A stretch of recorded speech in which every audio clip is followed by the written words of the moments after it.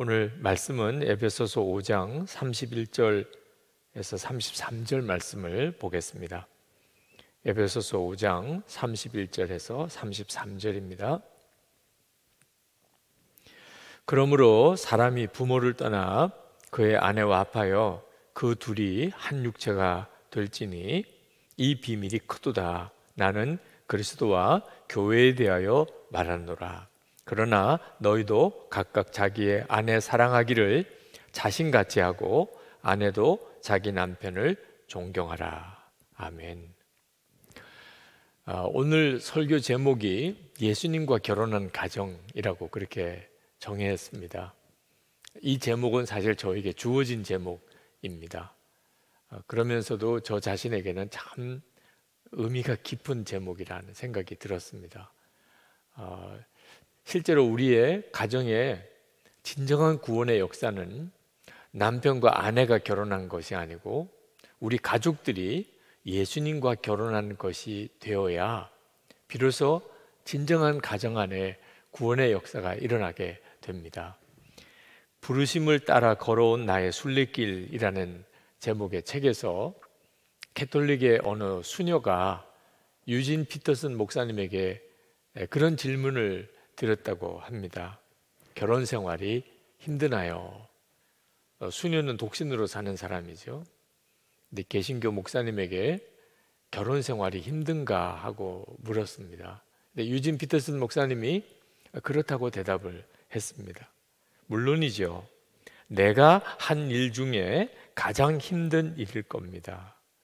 25년간 내 세계의 중심은 나였는데 갑자기 내가 더 이상 중심이 아니게 된 거죠. 마찬가지로 자신이 중심인 것에 익숙한 젠, 아내를 말합니다. 젠이라고 하는 사람이 또 한 명 생긴 거예요. 우리 둘 다 놀랐죠. 중심은 두 개일 수가 없잖아요. 힘듭니다. 유진 피터슨 목사님이 아주 솔직하게 그 부부 생활의 어려움을 고백을 하셨는데 이유가 뭐냐면 독신으로 지낼 때는 자기가 자기 세계의 중심이었는데 결혼을 하고 나니까 또 중심 하나가 더 생겼다는 겁니다. 그러니까 가정 안에 두 중심이 생겼으니 갈등이 되고 또 그것으로 인해서 고통이 오고 혼란스러워지게 되는 거죠. 자, 여러분, 왜 우리가 예수님과 결혼하는 일이 중요한가? 중심이 하나가 되게 하기 위해서 그런 것입니다. 남편이 중심이어도 아내가 불행하고 아내가 중심이어도 남편이 불행합니다. 중심이 둘인 가정은 끊임없이 고통스럽습니다. 이 문제에 대한 해답이 바로 예수 그리스도에게 있는 겁니다. 사도 바울이 부부 문제에 대하여 말씀을 주시다가 갑자기 그리스도와 교회와의 관계에 대해서 말씀하신 부분이 오늘 우리가 읽은 본문의 내용입니다. 거기 32절에 보면 이 비밀이 크도다. 사도 바울이 이제 대단히 중요한 말을 너에게 하고 있는 거야, 이런 뜻이죠. 이 비밀이 크도다. 여러분도 정말 이 말씀에 귀를 기울여야 합니다. 이건 엄청난 비밀입니다. 내가 그리스도와 교회에 대하여 말하노라. 지금 무슨 말씀을 하고 있는 중에 이 말씀을 하고 있는 겁니까? 남편과 아내가 한 몸이다. 그 둘이 한 육체가 될지니, 이 하나님의 말씀을 하시면서 이 비밀이 크도다. 그리고 이 말씀은 그리스도와 교회에 대하여 내가 하는 말이다. 그렇게 말씀을 하시고는 바로 그 뒤에 자기의 남편은 자기 아내 사랑하기를 자신같이 하고 아내도 자기 남편을 존경하라. 그렇게 말씀을 하고 계십니다. 여러분, 사도 바울이 왜 갑자기 부부 문제를 이야기하다가 그리스도와 교회에 대한 비유를 하신 걸까요? 부부가 둘이 아니고 한 몸이라고 하는 사실에 대하여 설명하려고 이 말씀을 하고 있는 겁니다. 그건 대단히 중요한 문제예요. 그냥 부부가 결혼을 한 것은 한 남자와 한 여자가 서로 부부가 되어서 평생을 살아가는데 서로 마음도 맞추고 또 생각도 맞추고 또 서로 갈등도 이겨가면서 그렇게 싸우지 말고 그렇게 자녀 낳고 열심히 잘 행복하게 살아보라, 이런 차원은 그냥 예수님을 믿지 않는 일반 세상 사람들의 차원인 거죠. 예수 믿는 사람은 부부 생활이 전혀 다른 기초를 가지고 있습니다. 성경이 말하고 있는 참 놀라운 기초예요. 그것은 부부는 한 몸이란, 한 육체라는 겁니다. 많은 그리스도인들이 사실 이 말씀을 처음 들은 내용이 아닙니다. 그렇지만 실제로 믿지 않습니다. 남편과 아내가 한 몸이라고 하는 사실, 그저 한 몸처럼 여기며 살라, 그런 정도쯤 생각하는 경우만 해도 참 대단한 믿음이죠. 실제로는 거의 생각지도 않고 무시하고 삽니다. 남편은 남편이고 아내는 아내고, 당신은 왜 그래? 항상 그런 태도를 가지고 있는 거예요. 성경이 말하고 있는 엄청나고 놀라운 비밀을 아직도 진짜 믿고 누리지 못하는 거죠. 진짜 부부가 한 몸이 될 수 있을까요? 정말 그런 걸까요? 그래서 사도 바울이 말하는 겁니다. 그리스도와 교회에 대하여 말하는 것이라. 여러분, 교회는 어떤 곳입니까? 예수 믿는 성도들끼리 그저 모여있는 어떤 조직체입니까? 그건 세상 사람들이 보는 기준이죠. 예수 믿는 사람들끼리 모여서 예배드리고 하는 곳이 교회지. 우리는 다릅니다. 성경은 너무나 놀라운 말씀을 하고 있습니다. 예수님은 교회의 머리고, 그리고 우리 모두는 다 그 몸을 이루는 지체다. 예수님과 우리는 한 몸이라는 거예요. 교회는 우리 주님의 눈에, 하나님의 눈에 보기에는 한 몸이라는 겁니다. 뗄래야 뗄 수가 없다는 거예요. 그 사실을 우리가 계속 확인하는 시간이 세례받는 시간입니다. 세례는 예수님과 함께 죽고 이제 예수님으로 사는 한 성도가 되었음을 말하는 거고, 그리고 우리의 모두의 일원이 된 겁니다. 그것을 계속 확인하는 시간이 성찬입니다. 성찬을 통해서 한 떡을 떼어서 서로 나누어 먹으면서 우리는 한 몸인 것을 계속 확인하는 거예요. 이런 일이 어떻게 이루어지는 거죠?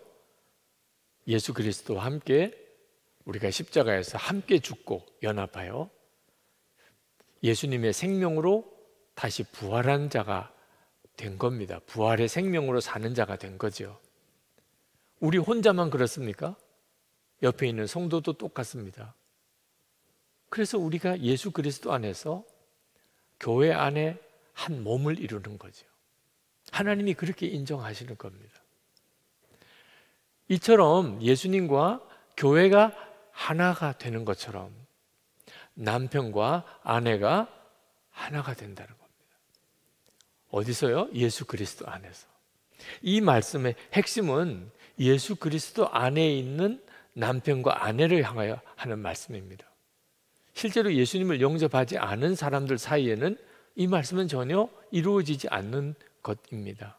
남편이 예수님과 한 몸입니다. 아내가 예수님과 한 몸입니다. 그러면 남편과 아내는 예수 그리스도 안에서 한 몸인 거죠. 그러니까 남편과 아내가 한 몸인 것을 계속해서 지켜가는 중요한 명령이 바로 아내는 남편에게 순종하고 남편은 아내를 사랑하는 것. 다 예수님께 하듯이 예수님이 하신 것처럼입니다.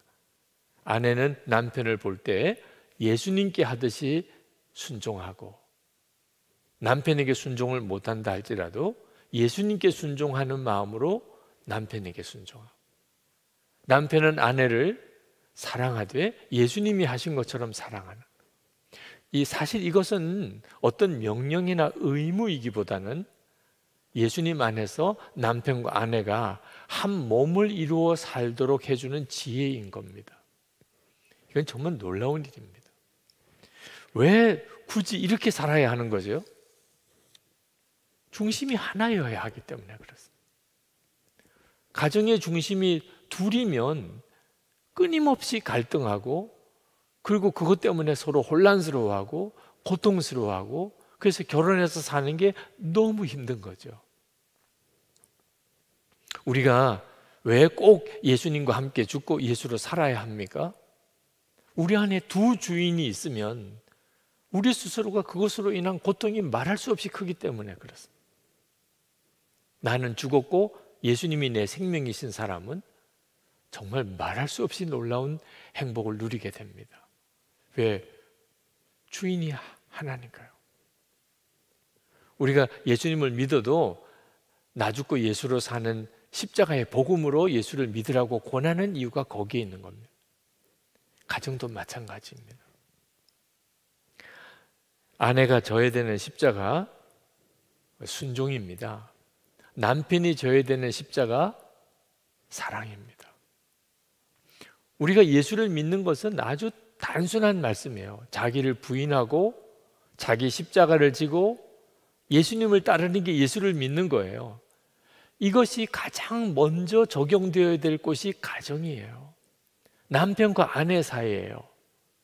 남편과 아내 사이에도 우리가 예수를 믿는다면 우리의 삶의 원칙은 아주 단순해요. 자기를 부인하고 자기 십자가를 지고 예수님을 따르는 겁니다. 그러면 그냥 예수만 잘 믿는 게 아니고 부부 사이가 정말 놀라운 하나님의 계획을 이루게 돼요. 가정은 정말 천국 같은 가정을 이루게 됩니다. 아내가 남편을 대할 때 자기를 부인하고 자기 십자가를 지고 주님을 따르는 것인데 그게 바로 순종이에요. 남편이 아내를 대할 때 자기를 부인하고 자기 십자가를 지고 예수님을 따르는 것이 바로 사랑인 것입니다. 행복한 부부 생활의 비결은요, 배우자를 바라보면서 어떻게 살아야 되냐가 아닙니다. 세상에서 상담을 하면 그러면 배우자에 대해서 어떻게 해야 되는가에 대해서 가르치죠. 부모와 자녀 사이는 서로 어떻게 살아야 되느냐 하는 것을 가르치죠. 그건 세상은 눈에 보이는 것밖에는 모르니까. 근데 우리 예수 믿는 우리는요, 예수님과의 관계예요. 부부 사이에도 근본적인 관계는 예수님과의 관계예요. 예수님과 관계가 바로 되면 그러면 남편과 아내 사이의 관계는 그 자리에서 다 풀려지게 됩니다. 우리가 정말 예수님과 결혼한 그런 가정이면 부모 자녀 사이에 해결 안 될 문제가 없어요. 하나님이 우리의 가정에 주시는 가장 큰 계명이 뭐냐면 용서예요. 이제부터 내가 한 남자를 남편으로 맞이할 텐데, 내가 한 여자를 내 아내로 맞이하게 될 텐데 너 꼭 명심해.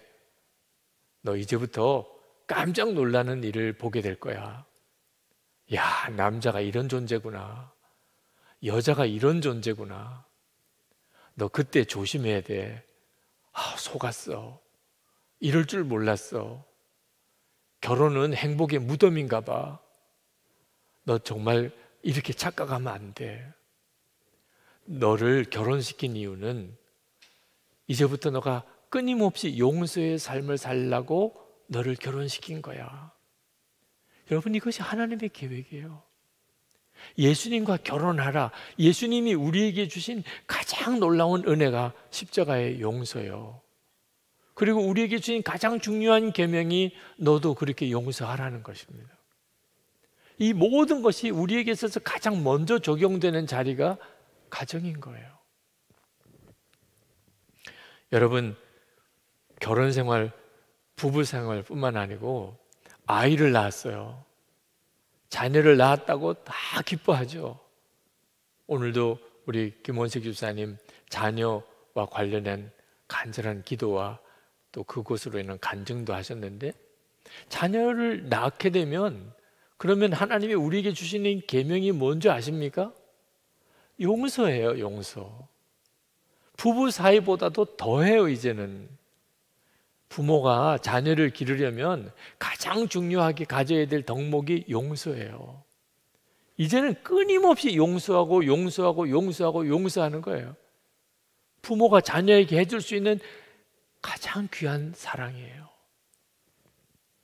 자녀들도 이제 철이 들어서 이제 나이가 많이 든 부모님을 모시게 될 때 그 자녀에게도 똑같아요. 주시는 계명이 용서예요. 예수님께서 우리의 가정의 주인이시고 우리가 예수님과 결혼하는 가정이 되었을 때 그 가정이 가지고 있는 특징이 뭐냐면 용서예요. 예수님 그분은 십자가잖아요. 십자가가 용서잖아요. 마태복음 18장 21절에 베드로가 예수님에게 질문합니다. 주여, 형제가 나에게 죄를 범하면 몇 번이나 용서하여 주리까? 7번까지 하오리까?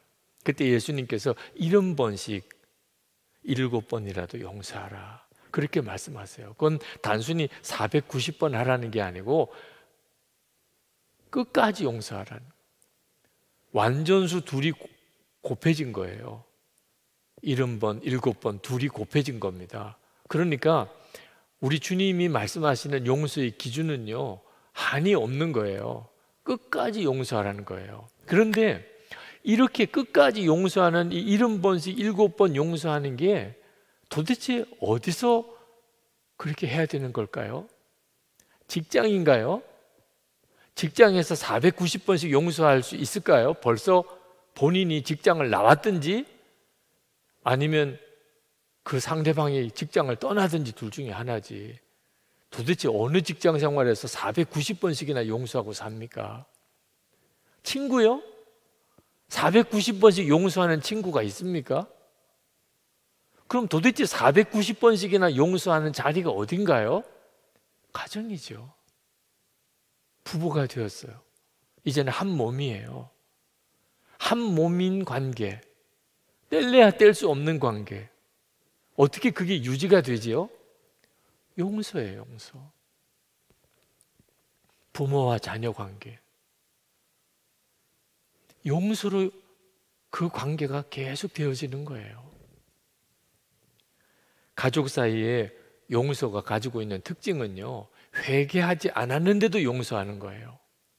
보통 용서에 대한 교훈에 있어서 논란이 되는 것이, 회개 안 했는데도 용서해야 되느냐, 잘못했다 그러면 그러면 용서해 주겠는데 잘못했다고 안 하잖아요. 여러분, 가족 사이에서의 용서는요, 회개 안 했는데도 하는 게 용서예요. 왜? 우리가 그런 용서를 받았으니까. 여러분은 회개하고 용서받았나요?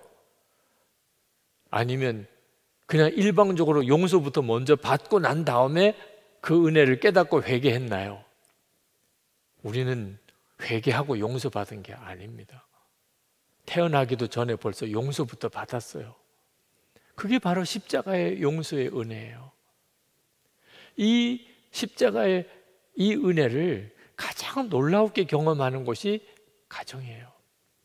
가족들 사이에 만약에 회개 안 했기 때문에 나는 용서할 수 없다고 한다면, 그러면 우리에게 정말 무서운 일이 벌어지게 돼요. 용서받지 못하고 하나님 앞에 가는 사람이 생깁니다. 회개를 안 했으니까 용서 못 받는 거죠. 용서하지 않고 또 하나님 앞에 서는 사람이 생깁니다. 회개 안 했으니까 용서 안 해. 하나님 앞에 섰을 때 무엇이 가장 두려운 것일까요? 사람들 사이에 용서 못 받은 거, 그리고 용서하지 않은 것, 그리고 주님 앞에 서는 겁니다. 우리는 말할 수 없는 정말 용서를 받았어요. 죄는 내가 지었는데 하나님께서 그 십자가를 지셨습니다. 이런 은혜를 받고 우리가 천국에 들어가는 거예요. 그런데 나는 용서 안 했어요. 회개 안 했으니까 내가 용서 안 했다고 말이 될까요? 주님 앞에 섰을 때. 이게 가정 안에 예수님과 결혼해야 되는 이유예요. 예수님과 결혼했다는 말은 이제는 예수님의 그 용서로 가족들을 용서하는 사람이 되어야 한다는 거죠. 여러분, 이런 용서를 의무로 여기면 못합니다. 용서를 해야 되니까 용서할 수 있는 사람은 없어요. 그런 용서가 되어져야만 할 수 있는 겁니다. 용서가 되어지는 것. 저는 하나님 앞에 용서에 대한 체험 중에 잊을 수가 없는 것이 습관적으로 반복되는 똑같은 죄에 대한 회개와 용서에 대한 체험이었습니다. 한 번은 도무지 하나님이 용서해 주시지 않을 것 같았어요. 왜냐하면 회개도 한두 번이지 똑같은 죄를 또 짓고 또 짓고 또 짓고 또 용서해 달라고 또 용서해 달라고 믿음이 안 생기는 겁니다. 용서해 주실 거야. 믿어져야 믿는 거거든요. 아무리 성경에 490번 용서한다, 하나님은 용서의 하나님이고 사랑의 하나님이라 그래도 안 믿어지는데 어떻게 해요? 안 믿어. 이제는 하나님도 포기하셨을 것 같아요. 더 이상 용서해 주실 것 같지 않아요. 그래서 하나님 앞에 용서해 달라는 말도 못했어요. 이 죄의 무서움이에요. 마귀가 정말 무서운 것이 우리 안에 믿음의 좌절을 심어주는 겁니다. 이제는 끝났어. 하나님도 나를 포기하실 거예요.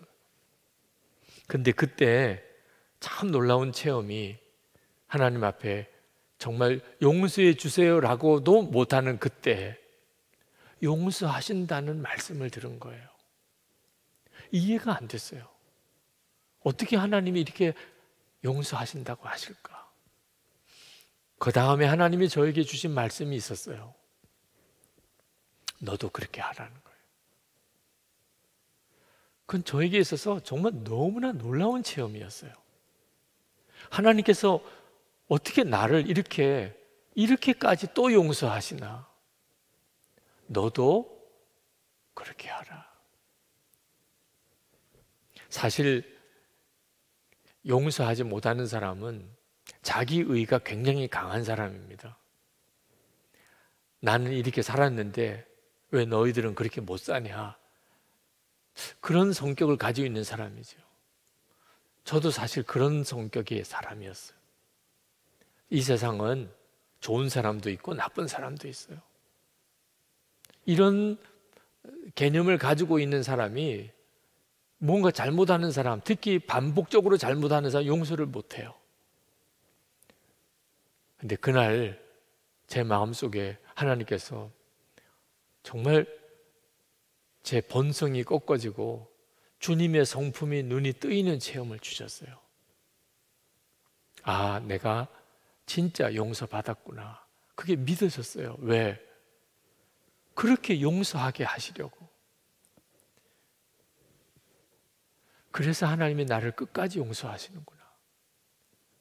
죄에 대한 좌절감이 이토록 깊게 하시는 이유는 사람들이 다 죄에 대한 좌절감에 빠져 있는, 대책에 서지 않는 사람들이 너무나 많은 거예요.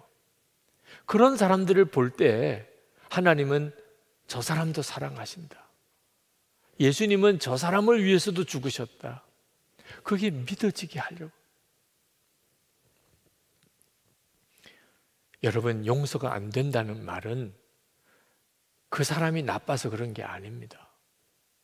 정말 용서할 수 없는 사람이 있기 때문에 용서가 안 되는 게 아니에요.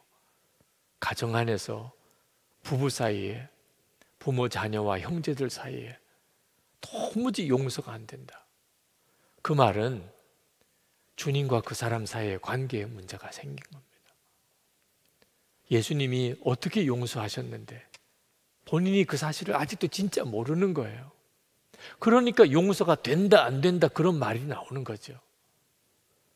정말 예수님이 나를 어떻게 용서하시고 사랑하셨는지를 알고 나 구원하려고 하나님은 독생자를 주신 사실이 진짜 믿어지면, 그러면 사람 보는 눈이 완전히 달라진다니까요. 이 역사가 가정에서부터 일어나야 한다는 겁니다. 이 은혜를 가장 놀랍게 누려야 될 곳이 가정이라는 거예요. 그리고 이 은혜가 누려져야 가족이 된다는 겁니다. 하나님의 사랑, 십자가의 용서가 누려지는 곳이어야 성도의 가정인 거예요.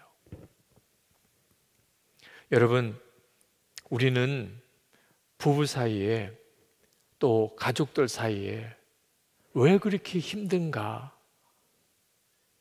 사실 따지고 보면 그렇게 싸울 이유가 없잖아요. 가족들끼리인데 그렇게 힘들고 밤잠을 자지 못하고 그것 때문에 속이 병들 정도가 될 이유가 없잖아요. 그런데 왜 그런 가정이 많은 거죠?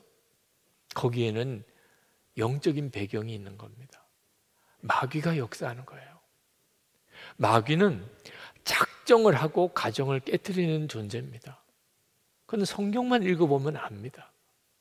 하나님이 가정을 만드셨죠.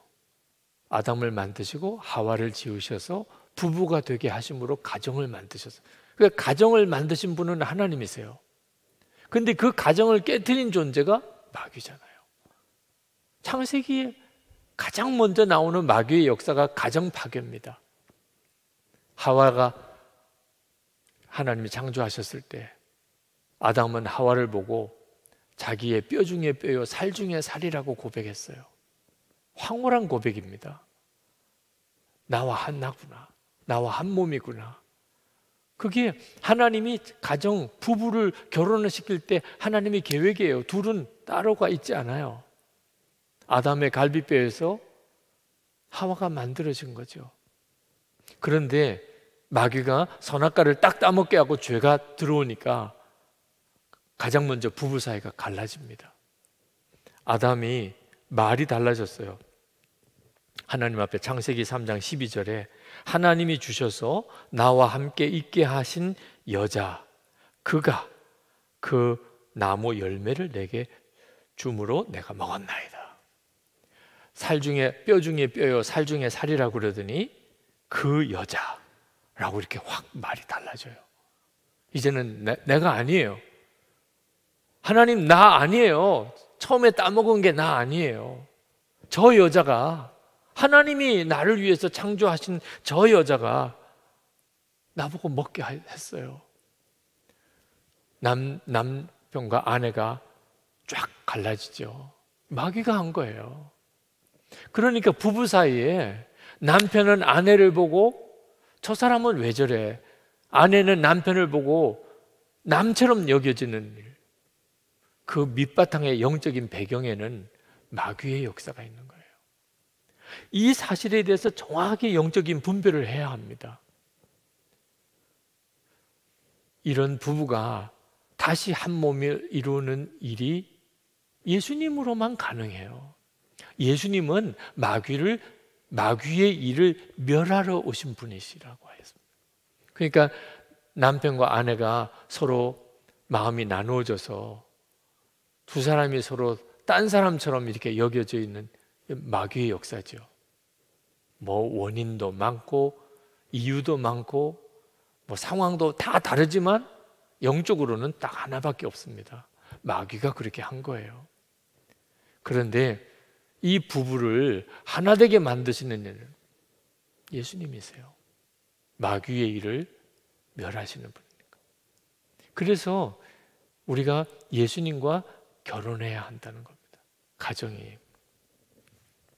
여러분 꼭 기억해야 됩니다.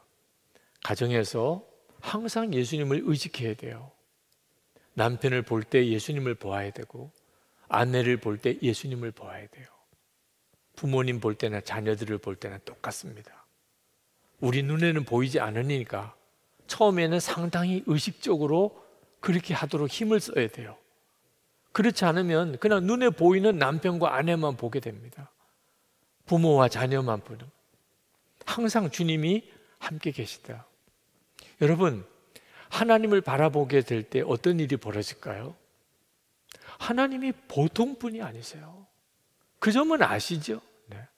이사야가 성전에서 하나님을 보는 순간에 완전히 꼬꾸라졌어요.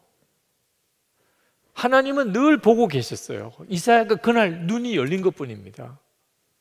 우리가 하나님이 늘 우리를 보고 계시는데 우리가 보지를 못하니까 우리가 이렇게 놀라지 않는 것뿐이에요. 사실 실제로 우리는요 사실 엄청난 상황에서 살고 있는 겁니다. 하나님이 지켜보는 가운데 살아가고 있는 거예요. 오늘 아침에 여러분이 잠에서 깰 때도 하나님이 보고 계셨어요. 식사를 할 때도, 오늘 여러분들이 어디를 다녀올 때도, 여러분이 지금 가정에서 예배를 드릴 때도, 여러분의 모든 것은요 다 하나님 보시는 앞에서 하는 거예요. 야곱이 들판에서 잠을 자다가 하나님을 바라보게 됐습니다. 눈이 열려서 하나님을 보고, 그리고는 그는 기절하는 줄 알았어요. 그리고 거기다 제단을 쌓았습니다. 여기가 하나님의 전이군요. 모세가 호렙산에서 거기서 80 노인일 때 거기서 하나님을 만났어요. 가시 떨기가 불에 타는 그런 참 놀라운 광경 속에서 하나님을 만납니다. 엘리야 선지자가 그가 세미한 음성으로 주님을 만나요. 사도 바울이 담메색 도성에서 강한 빛으로 예수님을 만납니다. 베드로와 야고보, 요한이 변화산에서 거기서 변화된 주님을 보지요. 주님을 바라보는 눈이 뜨이면 모든 상황이 다 달라져 버립니다. 여러분의 가정에 여러 가지 크고 많은 일들이 있을 거예요. 오늘 성령 집회 참여하면서 코로나19뿐만 아니고 식량 문제도 앞으로 큰 숙제고, 북한에는 무슨 일이 벌어지고 있는지 그것도 걱정스럽고, 자, 가정의 달이 오는데 그래서 더 슬픈 이들도 참 많고, 탈북자들은 또 탈북자대로 걱정이고, 사실 진짜 우울증에 걸릴만 하죠. 문제들만 보니까. 근데 여러분 아셔야 돼요. 하나님을 바라보는 눈이 뜨이고 나면 지금 우리들 속에 있는 이 많은 문제들이요 한순간에 다 달라지게 됩니다. 문제가 전혀 문제가 아니게 돼요. 문제가 아니었던 것들은 엄청난 문제가 됩니다. 우리가 예수님과 결혼한 가정이 된다는 말은 그저 말을 한번 그렇게 멋있게 해보는 게 아닙니다. 진짜 우리 가정에 예수님이 함께 계신 거예요. 주님이 함께 계신 것을 우리가 믿음의 눈으로 바라보는 눈이 뜨이기 시작하면 경제적인 문제, 그건 정말 문제도 안 되게 돼요. 우리가 하나님 앞에 갔을 때, 아마 하나님 앞에 갈 때는요, 하나님 왜 나는 이렇게 가난하게 살아야 되나요? 따질 거예요. 하나님 앞에 가서 한번 내가 따질 거야. 부잣집 앞에서 거지로 죽었던 나사로, 아브라함의 품에 안겨있는 그 나사로가 하나님 앞에 따졌을까요? 왜 나를 이렇게 거지처럼 그렇게 살다가 병들어 죽게 하셨나요? 그건 하나님 앞에 서는 순간에 머리가 하얘진다는 표현을 쓰지요. 내가 이 세상 사는 동안에 경제적으로 뭐 얼마나 어려웠느냐, 가난했느냐, 뭐 다른 사람에게 사기를 맞았느냐, 뭐 물질적인 큰 손해를 봤느냐, 생각도 나지도 않아요. 누가 나에게 억울하게 한 일, 나를 괴롭힌 일, 나를 핍박한 일, 속으로는 정말 용서할 수 없어. 주님 앞에 딱 서는 순간에, 그리고 내가 진짜 지옥에서 천국으로 구원받은 자가 된 것을 거기서 정말 누리게 될 때, 천국이 무엇인지, 하나님의 나라가 어떤 것인지 알게 되었을 때, 세상에서 억울했던 일, 힘들었던 일, 속상했던 일, 진짜 머리가 하얘져 버려요. 아무것도 문제가 안 돼요. 근데 그 일이 지금 여기서도 똑같이 경험돼요. 주님을 바라보는 눈이 뜨이기 시작하면. 사람이 괜히 변했다는 말을 하는 게 아닙니다.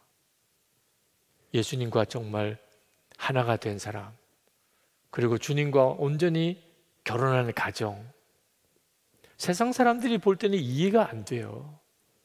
어떻게 당신들은 그렇게 생각하고, 어떻게 그런 상황에서도 기쁘고, 어떻게 그런 상황에서도 감사하고, 어떻게 그런 상황에서도 서로 용서하고 사랑할 수 있습니까? 주님을 바라보는 눈이 뜨였으니까 그런 거죠. 여러분, 만약에 여러분이 아주 중요한 재판을 앞두고 있다고 합시다. 그 재판에서 판사가 어떤 판결을 내리느냐에 따라서 감옥에 가고 또 평생을 감옥에서 죽을 수도 있어요. 그런 죄가 있습니다. 자, 이런 중요한 재판이 눈앞에 왔을 때 잠이 옵니까? 뭐 음식을 먹었다고 음식 맛이 있습니까? 도대체 어떤 판결이 내려질까? 나에게 정말 어떤 죄값을 치르라고 할까? 이런 문제가 여러분 앞에 있다면 그게 얼마나 고통스럽겠습니까? 우리가 하나님 앞에 섰을 때 사실 두렵지 않을 사람 없지요. 왜? 온전하게 우리가 못 살았으니까. 육신을 가지고 사는 바람에 자유를 얻었으면서도 죄와 마귀에게서부터 우리가 자유를 얻어놓고도 이제는 주님만 따라 살 수 있는 자가 되었음에도 여전히 육신 따라 그리고 죄의 유혹에 따라 계속 한눈 팔고 그렇게 살았기 때문에 하나님 앞에 선다는 일이 항상 우리 마음을 두렵게 하는 거죠. 그런데도 안타깝게도 그 점에 대해서는 별 의식 없이 사는 사람들이 너무너무 많아요. 장례식에 갔을 때 우리가 흔히 유족들에게 이렇게 위로합니다. 좋은 곳에 가셨으니까 이제 위로 받으세요. 돌아가신 분이 좋은 곳에 하여튼 우리는요, 어떤 집에 가도 그렇게 이야기를 해요. 좋은 곳에 가셨잖아요. 이 세상 사는 동안에 그 마음고생도 많았고 몸도 아프고 그랬지만 이제 죽었으니까 좋은 곳에 가서. 예수님을 믿지 않는 사람한테 가서도요, 그런 식으로 위로를 해요. 이제는 뭐 이번에도 또 사고로 인해서 참 많은 사람이 죽는 끔찍한 참 안타까운 소식을 듣습니다. 이런 일이 있을 때 흔히 장례식에 쓰는 문구가 있어요. 이제는 슬픔도 없고 눈물도 없고 이제는 아픔도 없고 그런 곳에서 편히 쉬세요. 아니, 그걸 어떻게 믿어요? 주님은 분명히 말씀하셨어요.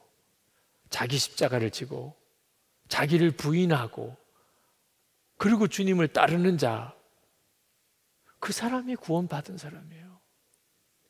좁은 문으로 들어가기를 힘쓰라. 아무렇게나 살아도 죽고 나면 좋은 곳으로 가는 겁니까?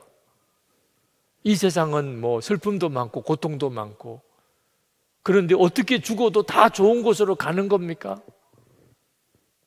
도대체 무슨 근거로 그렇게 이야기를 하나 말이에요. 우리가 이 세상에 살아가는 동안에 여러 가지 힘들고 고통스럽고 아픈 일들이 많아요. 그때 여러분 정말 기억해야 돼요.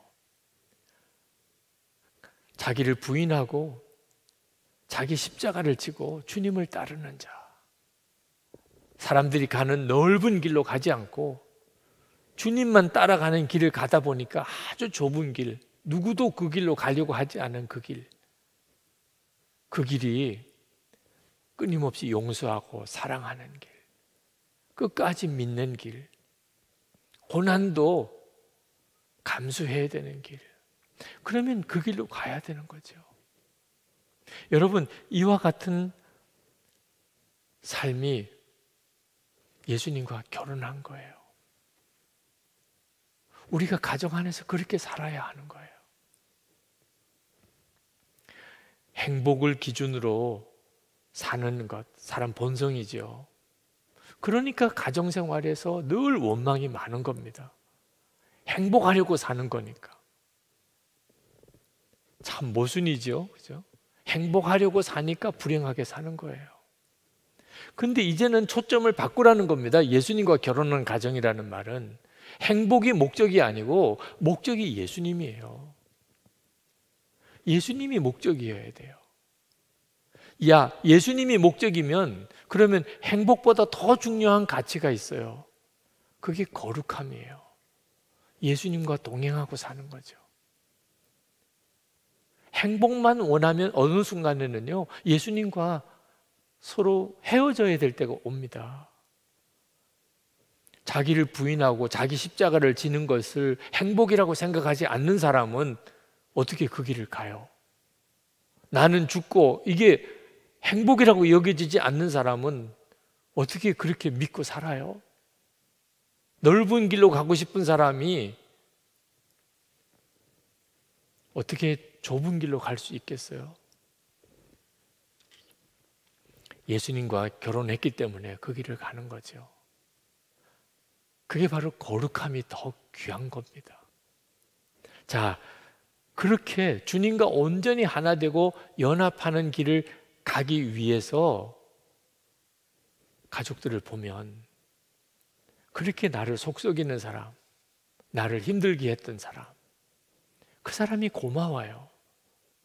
왜? 그것 때문에 내가 더 주님께 가까워졌고 주님을 더 의지했고 내가 온전히 주님께 순종했고 그리고 내가 더 철저히 회개했고 내가 더 깨끗해졌고 그래서 정말 이해가 안 되는 감사가 나오는 거예요. 당신 때문에 너무 고마워요. 아니 무슨 말이에요? 내가 당신한테 얼마나 나쁘게 했는데. 아니요, 당신이 있어서 내가 주님과 더 가까워졌어요. 참 기가 막힌 거죠. 그러니 가정에 우리의 목표가 예수님이 되면 가족들이 다 달리 보인다는 거죠. 에베소서 5장 22절에 아내들아 남편에게 순종하기를 교회가 예수님께 순종하듯이 하라. 에베소서 5장 25절에 남편들아 내 아내 사랑하기를 예수님께서 교회를 사랑하여 자신을 주신 것 같이 하라. 이거 도무지 못하겠어요. 그러면 점검해 봐야 돼요. 예수님을 진짜 영접한 거 맞습니까? 정말 예수님과 함께 죽고 예수님으로 사는 자가 되었습니까? 자기를 부인하고 그리고 자기 십자가를 지고 예수님을 지금 따라가고 있습니까? 주님은 포도나무고 당신은 가지입니까? 당신은 예수님 안에 거하고 예수님은 당신 안에 거하시는 게 맞습니까? 점검해 봐야 돼요. 주님과의 관계가 말씀대로 되어져 있다면 순종 못할 남편이 없고 사랑 못할 아내가 없어요. 제가 목회하면서 여러 많은 가정의 부부를 보았지만 어느 부부의 참 고통스러운 그런 신앙적인 몸부림을 본 적이 있습니다. 경제적인 어려움이 겹쳐서 계속 그 새벽 기도 때마다 와서 눈물로 기도하는 그런 내외였는데 어느 날 그 아내가 정말 죽은 것 같은 고통을 겪게 되었어요. 남편이 외도를 한 겁니다. 그걸 알게 되었어요. 경제적인 어려움도 견디기 어려운데 그것 때문에 새벽이고 밤이고 눈물로 기도하고 살았는데 거기다가 남편의 외도라고 하는 정말 끔찍한 고통을 겪게 된 거죠. 야, 이걸 어떻게 견뎌낼 수 있을까? 그런데 참 놀랍게도 그렇게 기도하는 삶을 살았기 때문에 그랬는지 그 순간에 남편의 외도라고 하는 여자로서는 견딜 수 없는 그 고통을 주님께 순종함으로 극복해내더라고요. 사람이 죽으면 저렇게 되나 이런 생각이 들 정도로 그렇게 힘든 순종을 해내더라고요. 근데 그 뒤에 자녀들이 하나 둘 결혼을 하게 됐습니다. 그때 그런 고백을 하시더라고요. 내가 그때 도무지 받아들일 수 없는 남편이었는데 용서할 수 없는 남편이었는데 하나님께서 받으라, 용서하라. 여자로서는 견딜 수 없는 일이었지만 그걸 받았어요. 예수님께서 생명이시고 왕이시니까 예수님과 결혼한 가정이니까 주님이 하라는 대로 해야죠. 근데 결혼식 때 남편과 함께 그 결혼식장에서 결혼하는 자녀를 결혼식 시키는 것. 그때 내가 하나님께 정말 죽음의 순종을 드렸더니 이렇게 자녀를 행복하게 결혼시키는구나. 만약에 그때 헤어졌다면, 도무지 같이 못 살아, 용서 못해 그랬다면 도대체 이 결혼식은 어떻게 했을까? 목사님, 순종하는 것은 죽는 것보다 더 어려웠습니다. 하나다. 그 남편과도 여전히 하나다. 그걸 받아들이기 너무 어려웠습니다. 그러나 순종했더니 살았습니다. 예수님과 결혼해야 되는 우리의 가정이. 그러면 죽을 것 같은데 삽니다. 어떤 가정도 살아요. 예수님의 눈으로 배우자를 보고 영적인 눈을 뜨고 가족을 보아야 돼요. 우리의 부부생활, 우리의 가정생활은 십자가 복음이 진짜 실제인가를 우리에게 보여주시려고 허락된 것이에요. 예수님이 정말 십자가에 죽으시고 우리를 구원하신 거 맞습니까? 우리 가정을 보면 아는 거예요. 부부 사이에, 부모와 자녀 사이에 그 용서, 믿어지지 않는 사랑, 그리고 그 놀라운 믿음. 어떤 부인이 남편이 아주 무관심하고 주먹까지 휘둘러서 목사님께 상담을 했더니 목사님께서 별거 하는 게 좋겠다.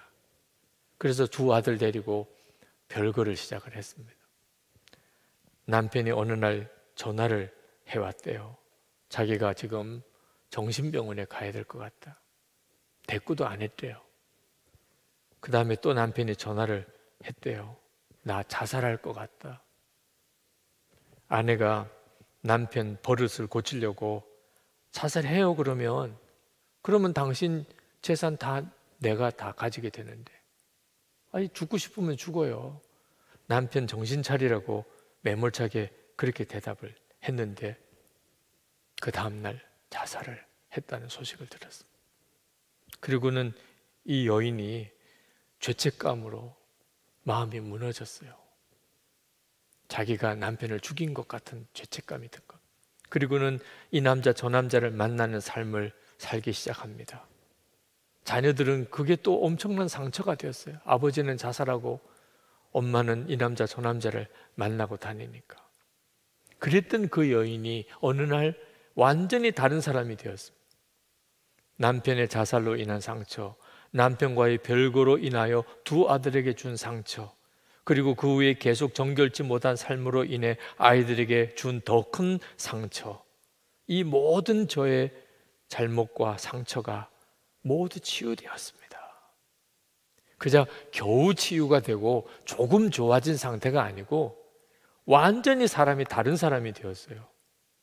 이분이 누구냐 하면 프리셉트 성경연구원 설립자인 K 아더입니다. 그가 영적 치유라는 책에서 그가 자기의 그 지나간 삶을 쭉 고백을 해요. 주님께서 나의 상처를 치료하신다. 예수님을 진짜 만나고 정말 예수님을 믿고 주님으로 살면 주님은 정말 사람을 완전히 변화시키고 치료하고 새롭게 하신다는 거예요. 그 책 속에 그 자신의 삶의 이야기가 다 들어있어요. 제가 첫 남편과 별거하게 된 것, 그가 자살하는 사건을 겪게 된 것은 제가 일방적으로 잘못한 것은 아니었습니다. 전 남편이었던 톰에게도 잘못이 있었다고 말할 수 있겠지요.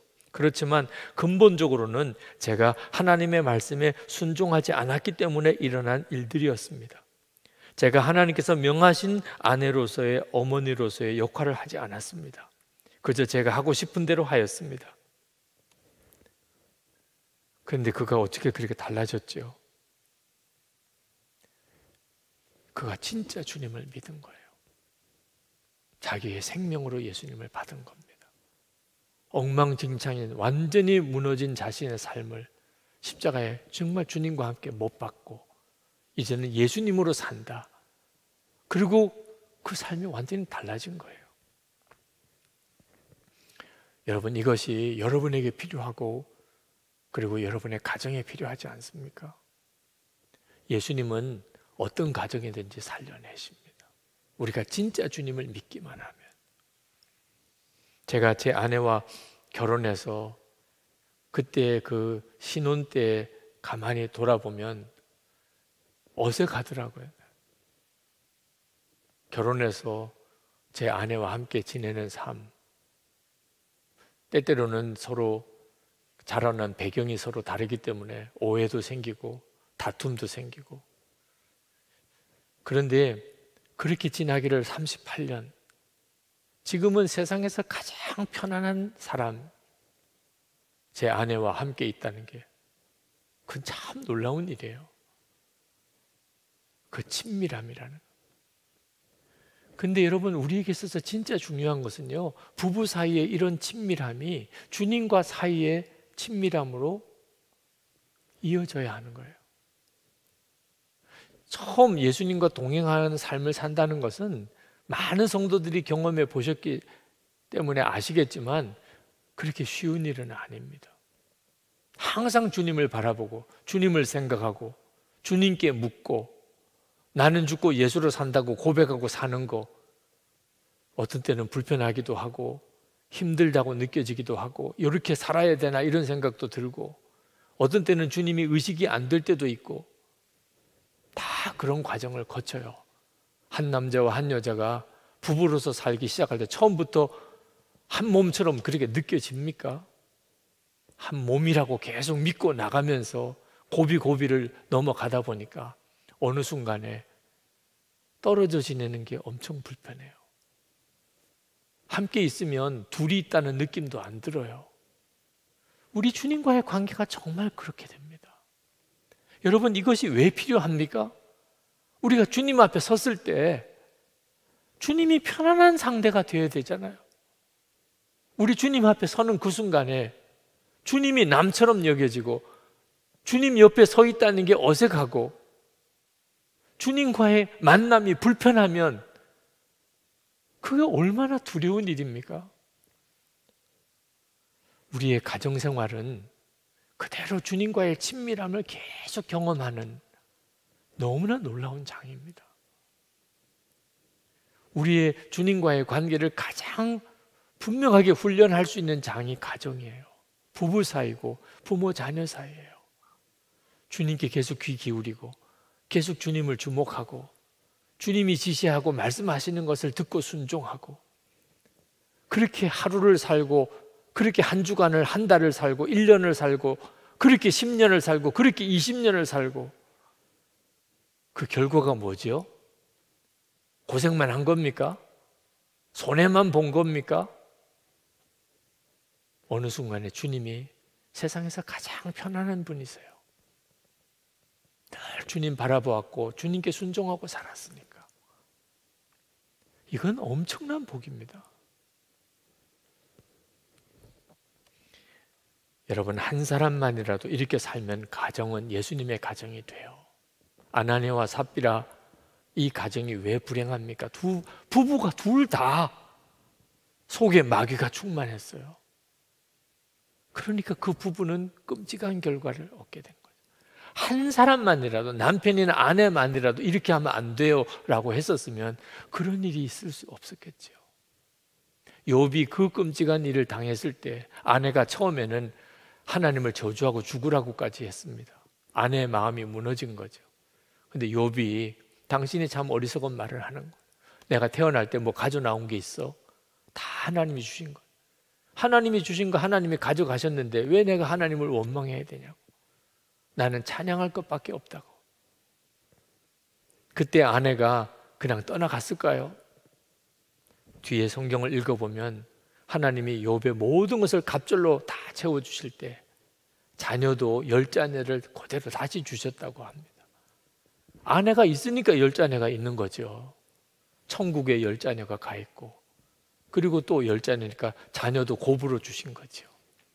중요한 것은 아내가 욥과 같이 있었다는 거죠. 한 사람이라도 정말 주님을 붙잡고 하나님을 의지하고 믿음을 지키니까, 그러니까 가족이 다 구원받고 회복을 얻었잖아요. 이번 가정 부흥회 이제 진짜 우리 가정을 복음 안에 살려내야 합니다. 이번에도 또 적당하게 믿고 넘어가지 않으면 좋겠습니다. 제가 이번에 십자가에서 살아나는 가정이라는 책을 출간을 했습니다. 지금까지 우리 교회에서 가정에 대해서 설교했던 설교를 정리해서 낸 책입니다. 가정 부흥회를 하면서 우리 교우들에게 드리는 제 마음의 선물과도 같은 책입니다. 물론 그냥 다 드린다는 건 아니에요. 그럴 수도 없어요. 출판사에서 출판했기 때문에 제가 또 사서 드려야 되는 형편이라 그냥 사시도록, 돈은 여러분이 내시고, 그러나 선물이에요. 왜냐하면 제가 살아낸 설교예요. 저는 사실 결혼할 때 그냥 결혼하면 아버지 되고 남편 되고 그런 줄 알았어요. 그저 열심히 하면 좋은 남편, 좋은 아버지 될 줄 알았어요. 결혼하고서 제 실상을 알았습니다. 아내를 행복하게 해줄 수 없는 남편, 두 딸에게 좋은 아버지일 수가 없는 사람인 걸 결혼하고 알았어요. 그러면서도 인정하고 싶지 않았어요. 그런데 교인들을 목회하다 보니까 교인들 가정이 다 그런 어려움을 겪는 거예요. 목회 제대로 하려고 성도들에게 성경을 가르치려고 하다 보니까 제가 제일 먼저 걸리더라고요. 가정을 주제로 설교할 때가 제일 힘들었어요. 그런데 그 설교가 저를 살렸어요. 설교자가 누리는 가장 큰 축복이라고 생각합니다. 설교를 해야 되니까 제가 먼저 고쳐야 됐고, 설교를 해야 되니까 제가 먼저 누려야 됐어요. 그리고 지금까지 온 겁니다. 예수님은 능히 우리를 변화시키세요. 주님을 진짜 믿으세요. 여러분의 지금 처지와 형편이 어떠하든지 간에 예수님과 결혼했다. 여러분이 그 사실을 정말 받아들이세요. 그 다음부터는 주님이 하실 것입니다. 이번 주일 예배 또 성령 집회를 통해서 하나하나 여러분들의 가정에 주님의 말씀의 역사, 은혜의 역사가 여러분을 녹이고 변화시키실 겁니다. 마음을 열고 오직 순종만 하며 반응하시기를 바랍니다. 우리 찬양하고 우리 기도하는 시간을 갖겠습니다. 원하고 바라고 기도합니다.